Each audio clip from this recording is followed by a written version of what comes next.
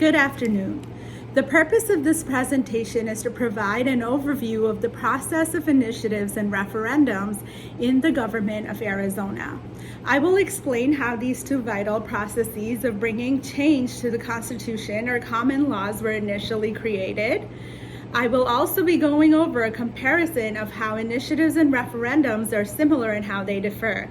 I will discuss the merits and disadvantages to each and finally demonstrate how both these processes support the concept of direct democracy.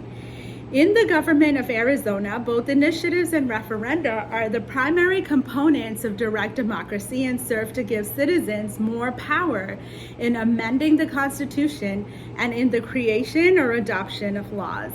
The process of initiatives stems from citizens, whereas the process of a referendum arises from legislatures or by citizens. In the state of Arizona, there are two types of initiatives and three types of referendums.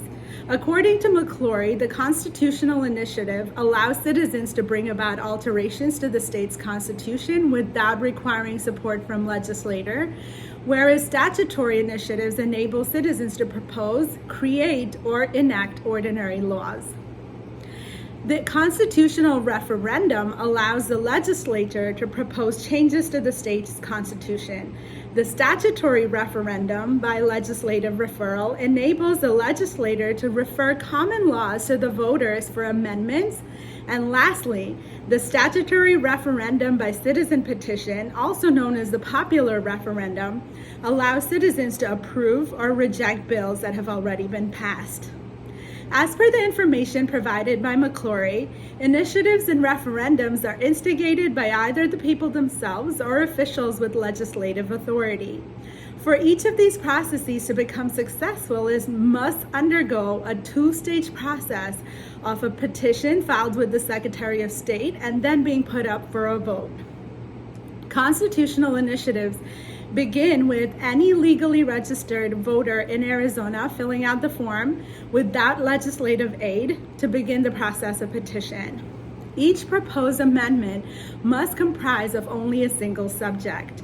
After drafting, the citizen petitioning must collect signatures amounting to a minimum of 15% of the number of ballots cast in the preceding gubernatorial election. The time frame for collection is 20 months, ending a minimum of 4 months ahead of the next general election. If this criterion is met, the proposed amendment is presented to voters in the next election and becomes accepted into the Constitution if more than 50% of voters agree. Statutory initiatives also follow the same procedure, except that the number of petition signatures required is significantly lower. For this initiative, signatures must equal to a minimum of 10% of votes from the previous gubernatorial election. The time frame provided for signature collection is the same for both initiative processes. Generally, a quarter of these petitions reach the voting stage. This process is used to either create or enact ordinary laws. Furthermore, the Voter Protection Act of 1998 prohibits the governor and legislator from overturning or modifying unfairly voter-approved ballot measures.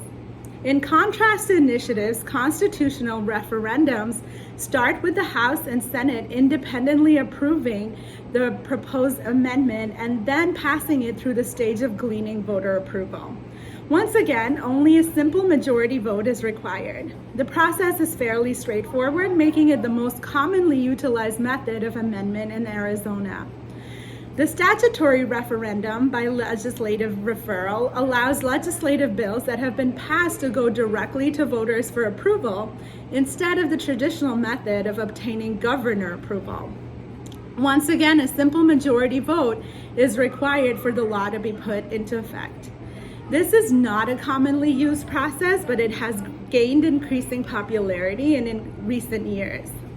Finally, the statutory referendums by citizen petition allow citizens to directly intervene in the lawmaking process by repealing bills that have not just been passed by the House and Senate, but also approved by governor.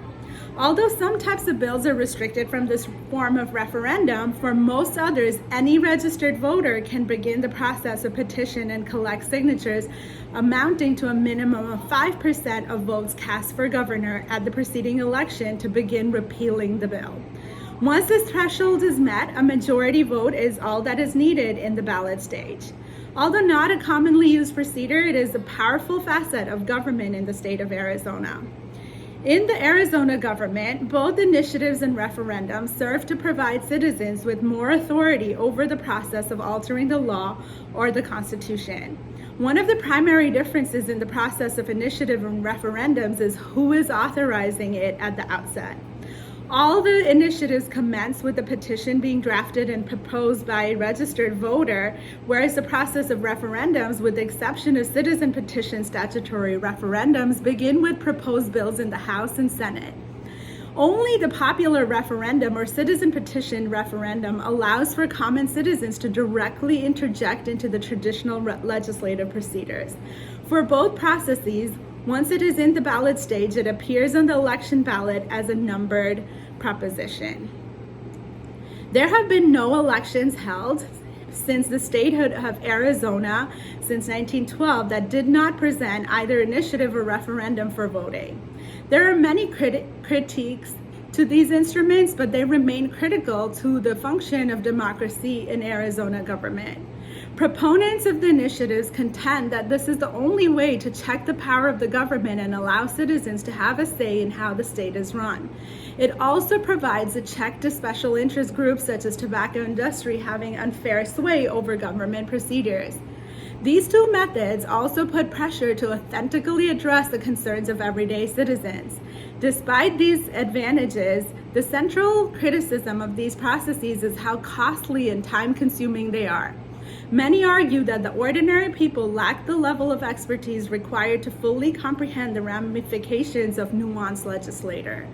Although the concept of allowing citizens to write or alter the Constitution is admirable in theory, the high percentage of signatures required to pass the petition phase makes it nearly impossible for smaller grassroots movements to have their voices heard, and conversely allows corporations that can afford to pay circulators to collect signatures to become more successful. This also increases the chances of fraudulent signatures. Despite this, however, some monumental amendments, such as giving women the right to vote, were passed due to constitutional initiatives. The process of statutory initiatives is controversial and used very infrequently.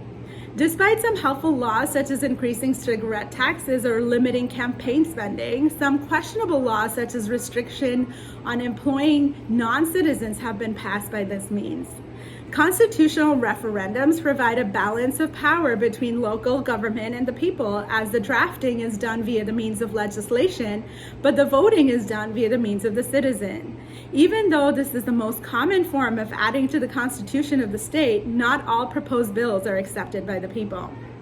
Despite being a more costly process, statutory referenda have become more commonly used in the past decade.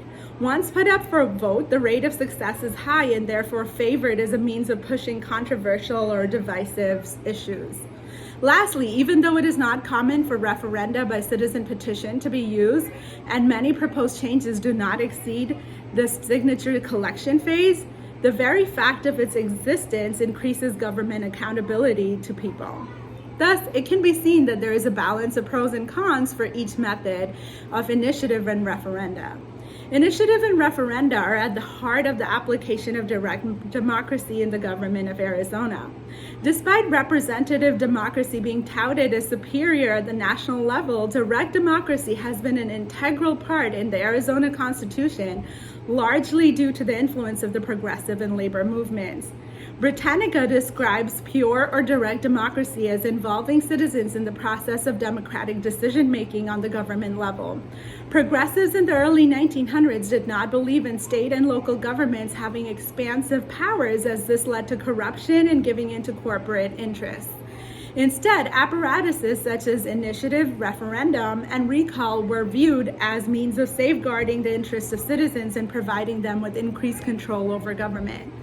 Thus, when Arizona finally became a state in 1912, these values of direct democracy were quickly adopted into the Constitution.